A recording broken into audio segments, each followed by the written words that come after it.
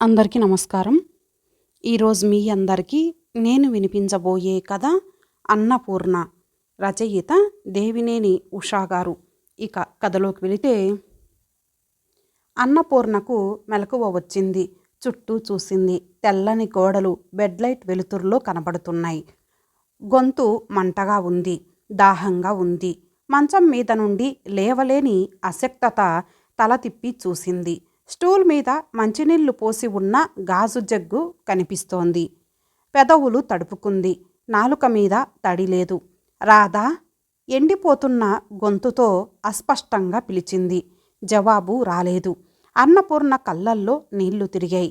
మెల్లగా కుడి చెయ్యి చాపి స్టూల్ మీద ఉన్న జగ్ అందుకోబోయింది.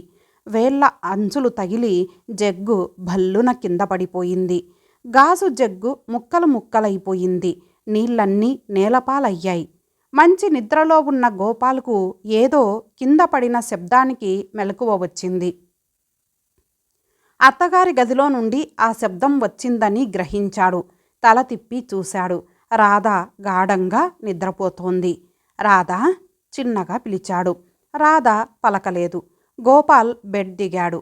స్లిప్పర్స్ వేసుకొని పక్క రూంలోకి వచ్చాడు. గాజు పెంకులు. నిస్సహాయంగా మంచం మీద పడుకొని ఉన్న అత్తగారు. ఆమె స్థితి అతనికి అర్థమయ్యింది. మగవాడైనా అతని మనసు జాలితో కరిగింది. మంచినీళ్లు కావాలా అత్తయ్యా అడిగాడు. అవునన్నట్లు తల ఊపింది.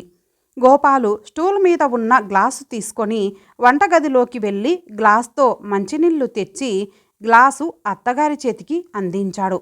అన్నపూర్ణ ఒక్కొక్క చుక్క గొంతులో పోసుకుంది. ఖాళీ గ్లాసు తీసుకున్నాడు గోపాల్. అన్నపూర్ణ అల్లుడి వైపు కృతజ్ఞతగా చూసింది. గోపాలు గాజు పెంకులు ఏరివేసేశాడు. అన్నపూర్ణ కళ్ళు మూసుకుంది. గోపాల్ తన రూంలోకి వచ్చాడు. రాధ చిన్నగా కదిలింది. రాధ భార్యను కదిపాడు. ఏమిటి? కళ్ళు విప్పి అడిగింది. అత్తగారి స్థితి అంతా చెప్పాడు. రాధకు ఏమీ జాలి అనిపించలేదు. మీది మరీ విడ్డూరం. రోజు చచ్చేవాడి చావుకు ఎవరు ఏడుస్తారు? నిర్లక్ష్యంగా అంటూ కళ్ళు మూసుకొని నిద్రకు ఉపక్రమించింది. గోపాల్ నిట్టూర్చి తను కళ్ళు మూసుకున్నాడు. తెల్లవారి పని మనిషి అంజమ్మ వచ్చి అన్నపూర్ణమ్మ పక్కబట్టలు దులిపి అన్నపూర్ణతో మొహం కడిగించింది. అంజమ్మ, రోజు ఆ చప్పటి బ్రెడ్డు ఉదయాన్నే తినలేకపోతున్నాను. ఒక్క ముద్ద అన్నం రాత్రిది ఉన్నా తెచ్చిపెట్టు అన్నపూర్ణ అడిగింది. ఉదయాన్నే ఆమెకు బ్రెడ్డు పాలు ఇస్తారు. అన్నపూర్ణ ఒకప్పుడు నిజంగా అన్నపూర్ణే. వడ్లు విస్తారంగా పండే పొలాలు ఉండేవి అన్నపూర్ణ భర్త రాఘవరావుకు. అన్నపూర్ణ ఇంట్లో రోజు 4 సేర్లు బియ్యం అన్నం ఉడికేది. ఆ ఇంట్లో ఉండేది అన్నపూర్ణ, రాఘవరావు. వాళ్ళ కూతుర్లు ఇద్దరే అయినా వచ్చేపోయే అతిథుల రాక ఎక్కువగా ఉండేది. ప్రతిరోజు ఆ ఇంట్లో 4-5 విస్తరి ముందు కూర్చోవాల్సిందే. ఇంటికి ఎవరు వచ్చినా అన్నపూర్ణ ఆదరించి అన్నం పెట్టేది. ఆమె పేరుకు తగ్గట్టుగా ఉంటుందని అందరి నోట ఎన్నో ప్రశంసలు పొందింది. వాళ్ళ సంతానం చాముండి, రాధ. చాముండికి 6 సంవత్సరాలు వచ్చాక రాధ పుట్టింది. 2 పిల్లలని అపురూపంగా పెంచుకున్నారు. చాముండిని ఆ ఊరి రైతు కొడుకు రాజారావుకిచ్చి వివాహం జరిపించారు. రాజారావు అత్తవారి నుండి కట్న కానుకలు ప్రత్యేకంగా ఆశించలేదు. రాఘవరావుకు ఉన్న సంతానం 2 ఆడపిల్లలే. అతని ఆస్తి వీళ్ల కోసం సంక్రమిస్తుందని అతనికి తెలుసు. చాముండికి చాలా వరకు సహనం తక్కువ, నోటి దురుసు ఎక్కువ. రాధ ఆ సంవత్సరం కాలేజీలో చేరింది. రాధ అడిగింది ఇవ్వడము, ఆడిందాటగా పాడింది పాటగా పెరిగింది. ఆమె స్వభావం చాలా చిత్రమైనది. ప్రతిదానికి ప్రెస్టేజ్ అంటూ చిందులు వేస్తుంది. రాధకు చాముండికి అంతగా సఖ్యత కలవదు. రాధ డిగ్రీ ఫైనల్ ఇయర్లో ఉండగా రాఘవరావు మరణించాడు. ఆ లోగిట్లో అన్నపూర్ణ, రాధ మిగిలిపోయారు. బంధువులు తరచుగా వస్తారు కనుక ఆడవాళ్లకు ఎక్కువగా సమస్యలు ఎదురు కాలేదు.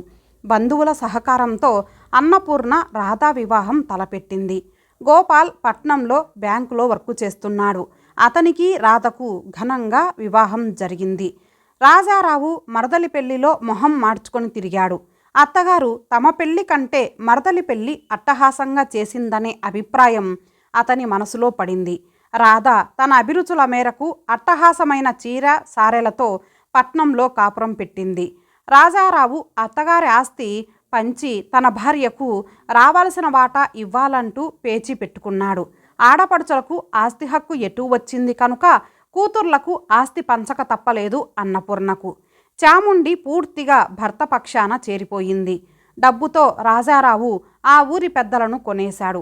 ఆస్తిలో అత్తగారికి ప్రత్యేకంగా వాటా పెట్టాల్సిన అవసరం లేదని, ఆవిడకు ఉన్నది ఎటు ఇద్దరు కూతుర్లే కనుక ఆవిడ బాధ్యత చివరి వరకు వాళ్లే స్వీకరిస్తారని చెప్పాడు. అన్నపూర్ణను నోరెత్తనీయకుండా రాజారావు రాఘవరావు ఆస్తిని 2 భాగాలు చేయించాడు. రాధ ఆమె భర్త వచ్చి తమ ఆస్తి అంతా క్యాష్ చేసుకున్నారు. చాముండికి 4 పిల్లలు ఉన్నారు. వాళ్ళు చిన్నపిల్లలు. వాళ్ళ అలనాపాలనా చూస్తుందని చాముండి రాజారావు పథకం వేసుకొని తల్లిని తమ ఇంటికి తెచ్చుకున్నారు. తనకంటూ భర్త ఏర్పరిచిన లోగిలి దాటి అన్నపూర్ణ కూతురి ఇంట్లోకి అడుగుపెట్టింది. అన్నపూర్ణగా పేరు మోగిన ఆమె కూతురు ఇంటికి జీతం లేని ఆయా అయ్యింది. కూతురి పిల్లలను కూతురి కంటే ఎక్కువగా సాకింది. అల్లుడు రాజారావు అత్తగారు తమ ఇంట అడుగుపెట్టాక ఒక్కనాడు పలకరించలేదు. ఆవిడను చూస్తేనే మొహం దుమదుమలాడించేవాడు. అన్నపూర్ణ ఆ ఇంట అందరి నిరాదరణలు మూగగా భరించింది. చాముండి పిల్లలు ఎవరి జీవితాల్లో వాళ్ళు స్థిరపడే నాటికి అన్నపూర్ణకు వృద్ధాప్యం మీద పడిపోయింది. ఆవిడ అవసరం చాముండికి తీరిపోయింది. తల్లిని వెంట పెట్టుకొని బస్తీలో చెల్లెలి ఇంటికి తీసుకువచ్చింది. అప్పటికే లైట్గా పక్షవాతం వచ్చింది అన్నపూర్ణకు. రాధ చాముండి కలిసి అన్నపూర్ణను హాస్పిటల్లో జాయిన్ చేశారు. అన్నపూర్ణను రాధకు అప్పగించి చాముండి రాజారావు తమ ఊరు వెళ్ళిపోయారు. రాధకు అక్కా బావ స్వభావం తెలుసు.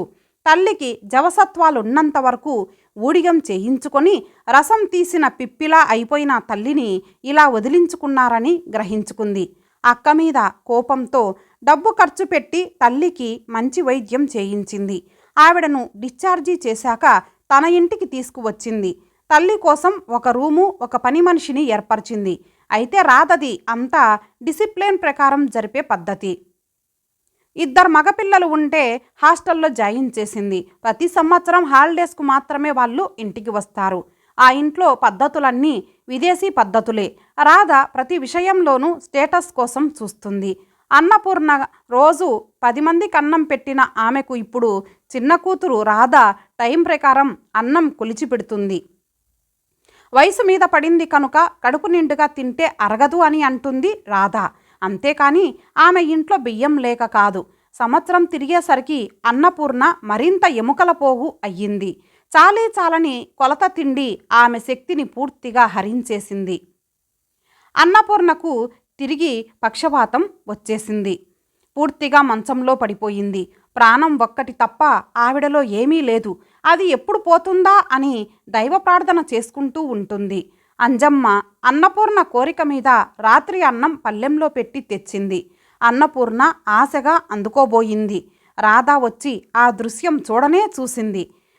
నిలవ ఉన్న అన్నం తల్లికి పెడితే ఆమె ఆరోగ్యం మరింత క్షీణించిపోతుందని, ఆ అన్నంలోకి సూక్ష్మక్రిములు చేరి ఉంటాయని లెక్చర్ ఇచ్చింది. అన్నపూర్ణ కూతుర్ని జాలిగా చూసింది. తెలిసిన వాళ్లకు చెప్పొచ్చు, తెలియని వాళ్లకు నేర్పొచ్చు. కానీ తన కూతురులాంటి మూర్ఖులకు ఎవరూ నచ్చజెప్పలేరని ఆవిడకు తెలుసు. రాధ పరుషంగా మాట్లాడుతుంటే అంజమ్మకు కోపం వచ్చింది. రాధకు ఆమెకు మాటా పెరిగి వాళ్ళ తగాదా తారాస్థాయి చేరింది. గోపాల్ వచ్చి ఆ 2 ఆడవాళ్లకు సర్ది చెప్పబోయాడు. ఎవరూ వినిపించుకోలేదు. అంజమ్మ పని మానేసి వెళ్ళిపోయింది. పోతే పోయింది, డబ్బు పారేస్తే 190 మంది అనుకుంది పళ్ళు కొరుకుతూ రాధ. అన్నపూర్ణకు బ్రెడ్ తెచ్చి ఇచ్చింది రాధ. నిరాసక్తిగా దాన్ని అందుకుంది అన్నపూర్ణ. రాధ ఆ ఊరి మహిళా మండలికి ప్రెసిడెంటు. ఆ రోజు మహిళా మండలి మెంబర్స్ అంతా రాధ ఇంటికి వచ్చారు.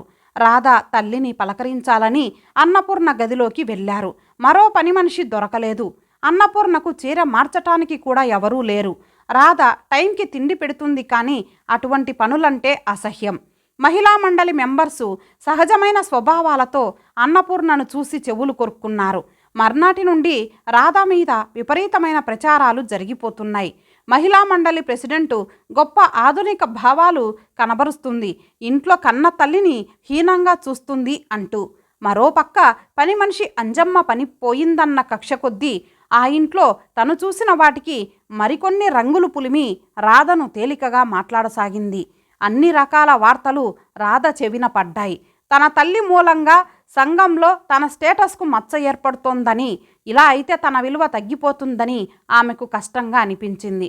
2 రోజులు ఏకదీక్షగా ఆలోచించి అందుకు ఒక పరిష్కారం ఎన్నుకుంది.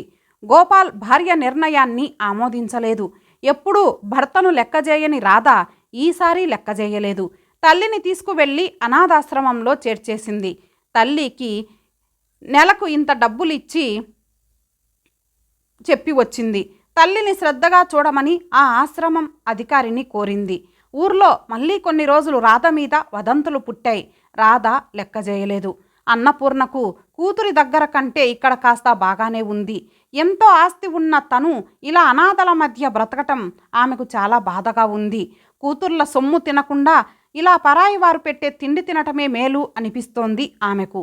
ఆ రోజు ఆయాలు మాట్లాడుకున్న మాటల్లో తెలిసింది అన్నపూర్ణకు. రాధ తన కింద శరణాలయం వారికి డబ్బు కడుతోందని, డబ్బు ఎరగా వేసి కూతురు తనను వదుల్చుకుంది అని అర్థమయ్యింది. అన్నపూర్ణ ఒళ్ళు అసహ్యంతో కంపించిపోయింది. ఆ రోజు మొదలు 10 రోజులు అన్నపూర్ణ ఆహారం ముట్టలేదు. ఆగస్టు 15వ తేదీ స్వాతంత్ర్య దినోత్సవం మహిళా మండలి వారు అనాథ శరణాలయంలో పంచటానికి లడ్డూలు తెచ్చారు. రాధ రాలేదు. అన్నపూర్ణ వాళ్లను చూసి కళ్ళు తిప్పలేదు. ఆయాలు పిలిచారు. అన్నపూర్ణ మాట్లాడలేదు.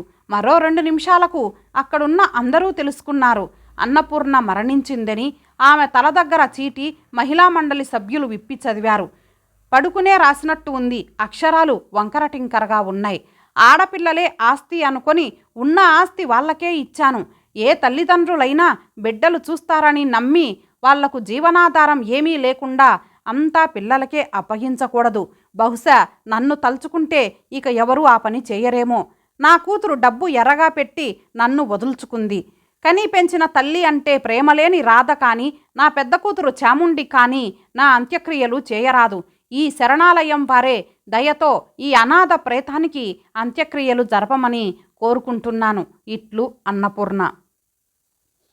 ఇంతటితో ఈ కథ సమాప్తం. మరలా మరొక మంచి కథతో కలుద్దాం. అంతవరకు సెలవు. నమస్తే.